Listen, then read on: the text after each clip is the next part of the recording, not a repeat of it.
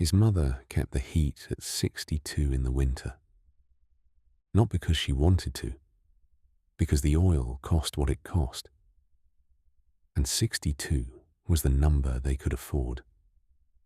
Marcus Webb grew up wearing a hoodie inside the house from October through March. He grew up eating meals that stretched. Rice that became fried rice that became soup. He grew up watching his mother add water to the dish soap so it would last another week. He did not grow up angry about this. He grew up paying attention. That was the thing about Marcus. Even as a small boy, he did not react to the world. He observed it. He asked why things worked the way they worked. He took apart the broken clock radio from the thrift store. He rewired the busted lamp his neighbor threw in the alley.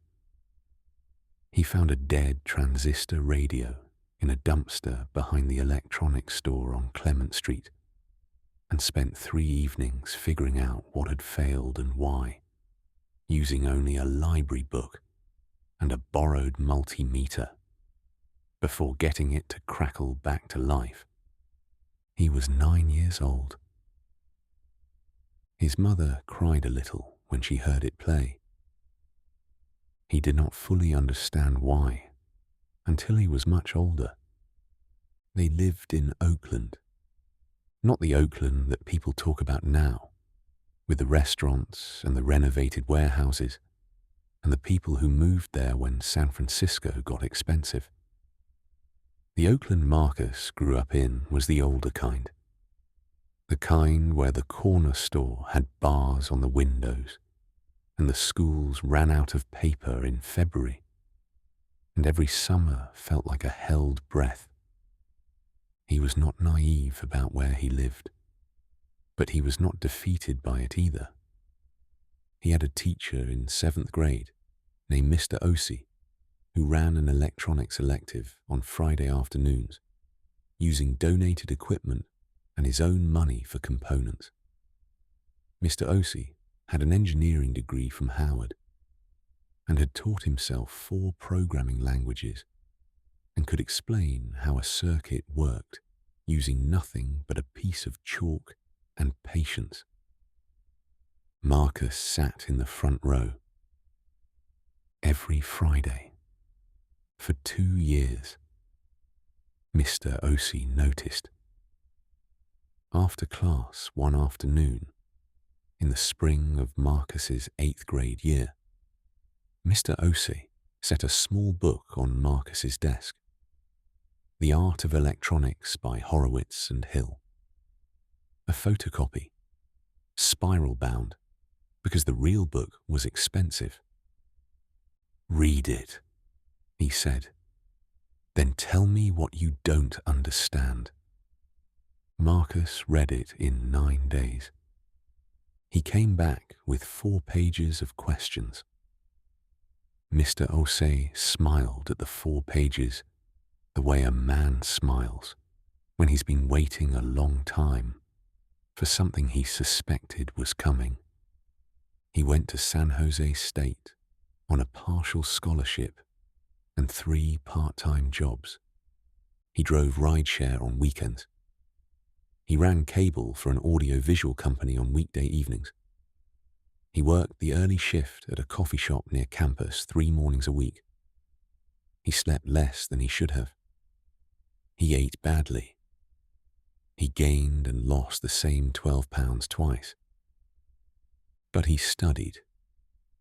Signal processing, acoustics, electromagnetic theory. He found himself drawn especially to the problem of sensing, how machines perceive the world, how they translate raw physical phenomena into information that can be acted upon. He took every class available on the subject and then started reading papers beyond the curriculum. Not because he was told to, because the problem interested him, because he had always been interested in how things know what's around them. The discovery did not arrive all at once. It came the way most real discoveries come. Sideways, from a direction he wasn't looking. He was 28. He had been out of school for 4 years. He was working at a mid-sized acoustic sensor company in Fremont called Viridian Systems, doing signal processing for their commercial sonar product line. It was solid work, not glamorous. He wrote code that cleaned up the noise in sonar return signals, filtered out interference, sharpened the resolution of what the sensor could perceive. He was good at it. He was also quietly frustrated with the ceiling of what the existing approach could do. Standard sonar sends a pulse and listens for the echo. The time delay tells you distance. The intensity tells you something about size and composition. It had been working that way for 100 years. The fundamental method had not changed. What changed was the processing. Smarter software made the same basic approach a little better, a little faster, a little more accurate. But Marcus kept thinking about the assumption underneath the method. You sent one thing and waited for it to come back. What if you didn't have to wait? He had been reading about dolphin echolocation. Not for work, just because it interested him. Dolphins do not use sonar the way machines do. They do not send a single pulse and wait. They emit complex, overlapping signals, clicks at varying frequencies, often multiple clicks in rapid sequence. And their neural processing interprets the overlapping echoes simultaneously, building a 3-dimensional map of their environment in real time. It was, Marcus thought, fundamentally different from what machines did. And it worked in a way that machines could not match. He started writing code on his own time. Not for Viridian, for himself. In the evenings, at his kitchen table, with a cup of coffee going cold beside him, he began building a software model of what dolphin echolocation actually did. Not metaphorically, but mathematically. The frequency sweeps, the temporal overlap, the way multiple returns could be processed simultaneously if you had a different kind of algorithm. It took him 8 months. When he ran the first simulation, his laptop fan spun up loud, and the result came back in numbers that didn't make sense for 3 days, until he realized they made complete sense. They just meant something different from what he expected. The spatial resolution was not improved by a small margin. It was improved by a factor of 11. He sat with that for a week. He went to work. He wrote his regular code. He ate dinner. He slept. And every day he came back to the numbers and checked them again. They held. He brought it to his manager at Viridian, a quiet man named Phil Rice, who'd been in acoustic sensing for 20 years, and who read Marcus's documentation twice before looking up. "This can't be right," Phil said. "I thought so too," Marcus said. "Check the simulation parameters." Phil checked them, spent 2 hours on it, called in their senior signal processing engineer, a woman named Dr. Yoon, who spent 3 hours on it. Dr. Yoon came out of the conference room and found Marcus at his desk. "You know what this means for automotive sensing?" she said. "Yes," Marcus said. "And for defense?" "Yes," he said. She looked at him for a long moment. "Did you build this here?" No, he said. On my own time. My own computer. She nodded slowly. Then you own it. He hired a patent attorney named Sandra Costa. He used his savings, $9,000, to retain her. She reviewed everything he had. She told him he had a strong case for a foundational patent and that the applications were broad. Automotive, defense, underwater navigation, any environment where sonar or acoustic sensing was used, which was a very long list. She filed the application in October. By the following March, 2 defense contractors had reached out. One autonomous vehicle company, a submarine manufacturer based in Groton, Connecticut, a Norwegian subsea mapping firm. The first licensing deal closed in June. Marcus was sitting in Sandra's conference room when the wire transfer confirmed.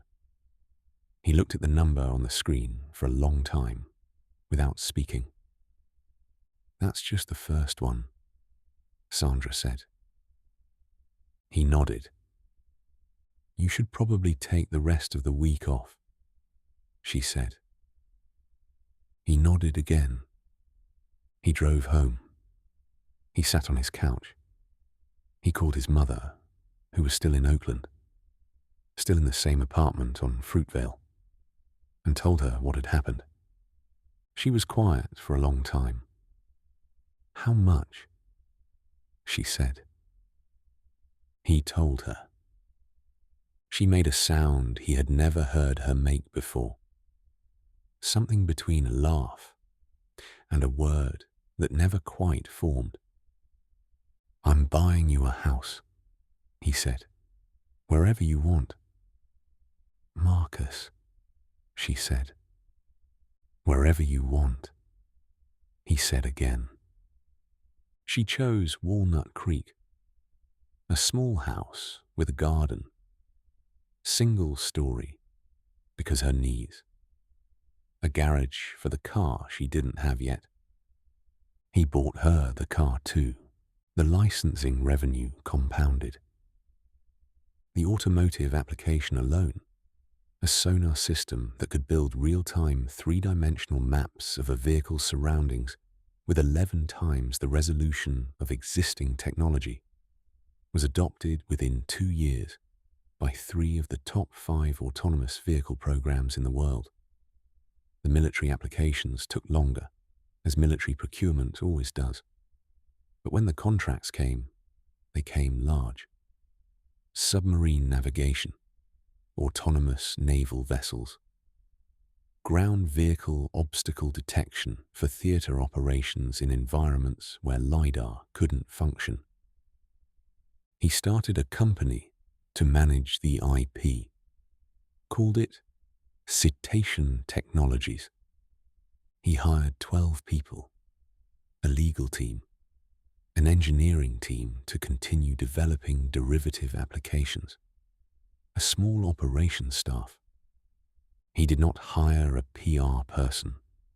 He did not hold a press conference. He did not want any of that. By the time Marcus was 35, he was worth approximately $900 million. By 38, he crossed the billion. He was sitting in his office in Fremont when the number registered on his portfolio dashboard. He looked at it for a moment. He refreshed the page to make sure it wasn't an error. It was not an error. He stood up, walked to the window, looked out at the parking lot, at a crow sitting on a light pole, at a UPS truck double parked across the street with its hazards on. He thought about his mother's dish soap. He thought about the stolen copy of The Art of Electronics. He thought about Mr. Osie's 4 pages of questions and what it had felt like when someone had seen him clearly for the first time. Then he walked down to his car, drove to Oakland, and had lunch at the same taqueria on International Boulevard where he had eaten after his engineering finals. He ordered what he always ordered. He left a $200 tip on a $14 meal and did not leave his name. He drove home in traffic. It was just a Tuesday. He began thinking about where he wanted to live. Not Bay Area. The Bay Area was fine. He had grown up there. His mother was there. He understood it. But he had spent 38 years in one place, and the technology industry had made that place increasingly unrecognizable to him. The traffic was worse. The prices were incomprehensible. The conversation at every dinner party circled back to the same handful of topics. He wanted somewhere quiet. He wanted somewhere that had its own logic. He started looking at maps. He settled on the Upper Peninsula of Michigan. Specifically, a piece of land on the eastern shore of Lake Superior, 12 miles from the nearest town of any size, accessible by a 2-mile gravel road that turned to mud in the spring thaw and ice in December. 60 acres of mixed hardwood and pine. A creek that ran clear and cold from April through November. A meadow that faced west and caught the last of every evening's light. The house he built was not large. 2 bedrooms, a workshop, a covered porch that ran the length of the south face, propane for heat because he remembered what it was like to ration oil, a well, a generator for when the power went out, which it did in snowstorms, which came in hard off the lake. From November through March, he hired a local contractor named Dale Prentice to build it. Dale had grown up in the UP. He did not know who Marcus was, and did not particularly care. He built things the way he had learned to build them. Carefully, without shortcuts. And he showed up when he said he would show up. Which Marcus had learned was not something you could take for granted. They got along well. When the house was finished, Marcus drove Dale to dinner in town and paid for the meal and thanked him. And Dale said the work had been good work and shook his hand. And Marcus felt something settle in him as he drove back along the gravel road in the dark. The days had a shape there. He woke early, made coffee, sat on the porch with a mug, and watched the lake change colour as the sun came up. Superior is not like other lakes. It is too large to feel like a lake. Its moods are oceanic, flat grey for days, then sudden and violent, white caps running 4 and 5 feet in a northwest wind. In summer, the water turned a blue, so deep it seemed like something should be wrong with it. In winter, the shore ice built up in formations that looked like architecture, curved and stacked and intricate. He had a canoe. He paddled when the water was calm. He had a workbench in the shop where he still built things with his hands, circuits mostly. No commercial purpose, just the pleasure of the work. He read a great deal. He cooked his own meals and ate them alone and did not find this lonely. He had never required much company. He required understanding things, and solitude was where that happened best. His mother visited twice a year. She did not love the drive. 8 hours from Detroit, where she had eventually moved to be closer to family. But she came. She sat on the porch in a fleece blanket and watched the lake and said it was the most peaceful place she had ever been and that she couldn't live there in 1,000 years. He told her he understood. The giving began quietly. He had already established a foundation, Fruitvale Foundation, named for the neighborhood, with a professional staff in Oakland who ran grant programs for educational initiatives in low-income communities. That work continued, but it was not what he thought about at night. What he thought about was the specific weight of a specific kind of moment. Not poverty in the abstract, not need as a category. The moment in which a person who is capable of something is prevented from reaching it, not by lack of effort or intelligence, but by lack of a door. Lack of someone who sees them. He thought about Mr. Ose and the photocopied book. He had never forgotten that. He built a system. Through the foundation and through contacts he trusted, he identified programs in underserved communities that were doing what Mr. Ose had done, creating access, building skill, mentoring the kids who sat in the front row. Not big programs, not flashy, small ones, often underfunded, often run by one or two people, on goodwill and very little else. He sent money to these programs anonymously, not through the foundation, directly, routed through a trust structure Sandra had set up, managed by a trustee in Minneapolis who knew nothing about Marcus except that he was a donor and that the donations were to remain untraceable. The amounts varied. A check to a community makerspace in Baltimore that let them stay open 3 extra days a week for the next decade. A transfer to an electronics elective program in Fresno that funded their supplies for the next 5 years. A gift to a scholarship fund at a community college in New Mexico that sent 12 students through engineering degrees who otherwise could not have afforded them. He received no thank you notes. He did not want any. The trust trustee sent him a quarterly summary, a list of what the funds had supported. Nothing personal, nothing identifiable. He read these summaries on Sunday mornings. He read them the way other people read the news, with the feeling that the world was carrying on.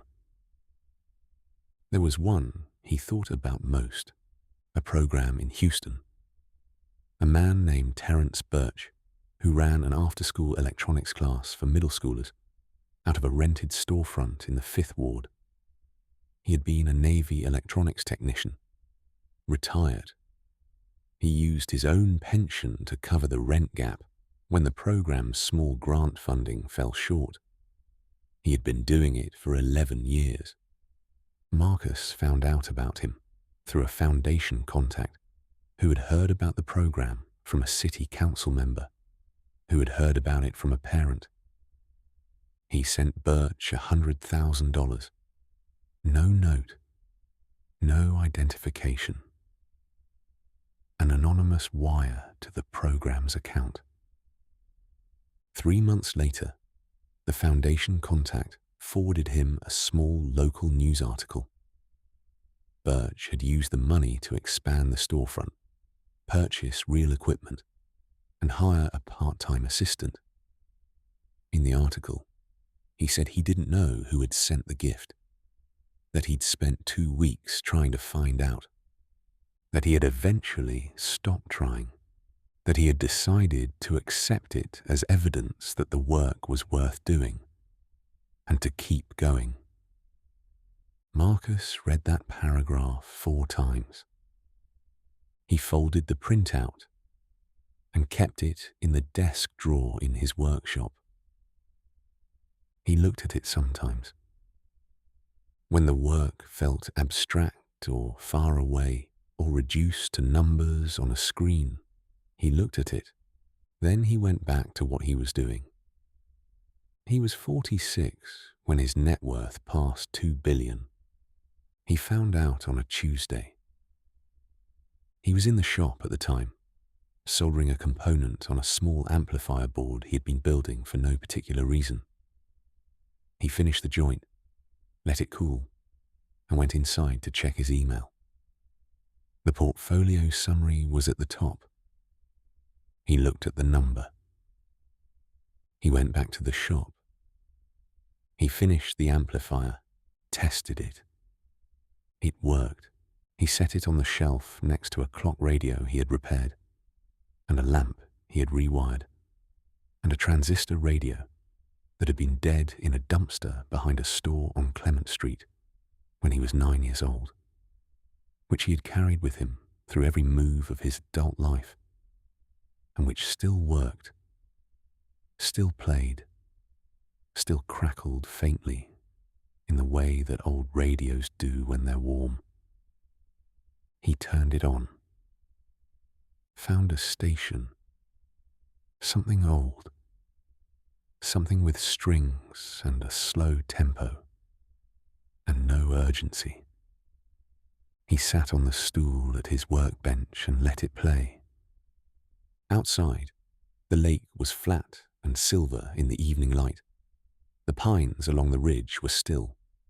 A hawk turned slow circles over the meadow, patient and unhurried, doing what hawks have always done. Marcus watched it until it dropped below the tree line. Then he made dinner. Then he went to bed early, the way he did most nights, with the window cracked so he could hear the lake.